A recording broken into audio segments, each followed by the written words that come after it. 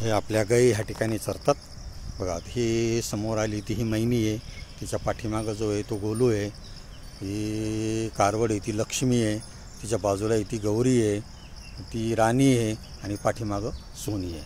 अशा मुक्त वातावरणामध्ये गाई चरत असल्यामुळं इतक्या हिरवगार झालेल्या, आता 8च दिवस झाला आहे पाऊस पडून, वेगवेगळ्या प्रकारच्या वनस्पती ह्या ठिकाणी उगलेल्या आहेत पाहतात, एकदम ताज्या आणि अशा पद्धतीने ह्या गाई या ठिकाणी या सरत आहेत। तर तुम्हाला शक्य झालं तर अशा मुक्त वातावरणात चरत असलेल्या गाईचं तुम्ही देशी गाईचं दूध घ्या, ते कुठूनही घ्या, मला म्हणजे माझ्याकडूनच घ्या असं नाही आहे, जिथं तुम्हाला योग्य वाटेल त्या ठिकाणी तिथून दूध घ्या।